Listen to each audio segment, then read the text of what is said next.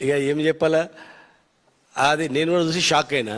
ఇమ్మీడియట్గా మళ్ళీ వాళ్ళ బంధువులే ఎవరు బాబాయ్ ఎవరు ఉంటారు నా దగ్గర తీసుకొచ్చిన ఆయన ఇమ్మీడియట్గా ఇంకో వీడియో పెట్టి, లేదు సార్ మీరు కాదు, మీ దగ్గర ఎవరు కంప్యూటర్ ఆపరేటర్ ఏదో మాట్లాడితే మీ దృష్టి తీసుకొస్తే ఇమ్మీడియట్గా అవన్నీ రిమూవ్ చేసిండ్రు జాబ్లోకి నుంచి అదే రోజు.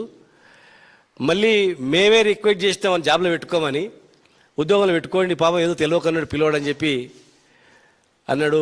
ఉద్యోగాలు పెట్టుకొని మేమే రిక్వెస్ట్ చేసినాం, అయినా మీరు తీసేసిండ్రు. ఆ రోజు మీరు ఎంతో ఆదరించి మమ్మల్ని ఎంకరేజ్ చేసారు. కాకపోతే మార్షల్ ఆర్ట్స్ అనేది స్పోర్ట్స్గా ఎక్కువగా గుర్తింపు లేకపోయింది. అప్పుడు ప్రభుత్వం నుంచి వేరే క్రీడలకు ఇచ్చినంత ప్రోత్సాహం ఇవ్వలేకపోయింది. మరి మీరు ట్రై చేసిండ్రు కానీ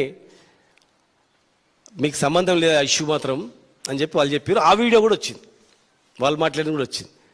అంటే ఈ బీజేపీ కాంగ్రెస్ ఎట్లయిపోయిందంటే,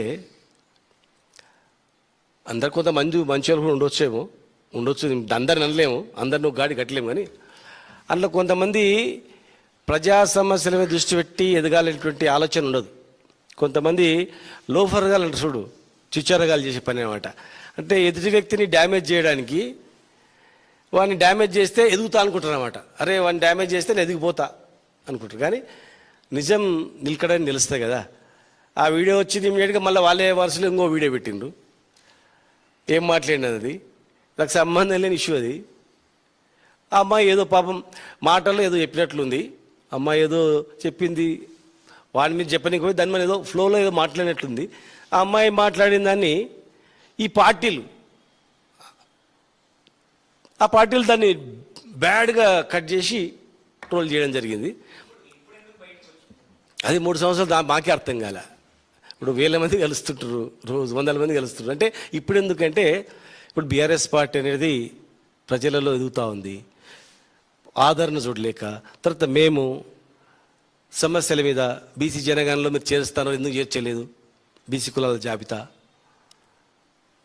బీసీ రిజర్వేషన్ ఏమైనాయి, రాష్ట్రంలో ఏమైనాయి, విద్యా ఉద్యోగాల రిజర్వేషన్ ఏమైంది, ఉద్యోగాలు ఏమైనాయి, రైతుల గురించి ఇట్లాంటి మాట్లాడుతాం. రోజు మాట్లాడుతున్నట్లు ఏం చేస్తారంటే పర్సనల్ క్యారెక్టర్ అసాసిన్ చేస్తారనమాట.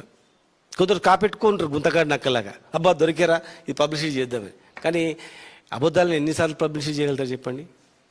ఆ అమ్మాయి ఏదో తెలియక ఫ్లోలో ఏదో మాట్లాడింది, పేషిలా అని చెప్పడానికి పోయి అన్నదో ఏమన్నదో దాన్ని అమ్మాయి అన్నదాన్ని అన్ని ఇంటర్వ్యూ పక్క పెట్టి దీన్ని ట్రోల్ చేసి ఇదన్నీ కొంతమంది 2 పార్టీలు అఫీషియల్ ట్విట్టర్లో పెట్టి చేయడం, ఇటువంటివన్నీ కూడా చీప్ ట్రిక్స్. మేము న్యాయపరమైనటువంటి యాక్షన్ తీసుకుంటాం. చట్టపరమైనటువంటిది ఖచ్చితంగా మేము చట్ట ప్రకారం ఏం చేయాలో మా అడ్వకేట్స్ కూడా మాట్లాడుతున్నాం. వాళ్ళు ఆ 2 పార్టీలు పబ్లిసిటీ చేసిన దాని మీద మేము ఏ రకంగా చేయలేనిది లీగల్గా యాక్షన్ తీసుకుంటాం. అలా అటువంటిది అన్నీ కూడా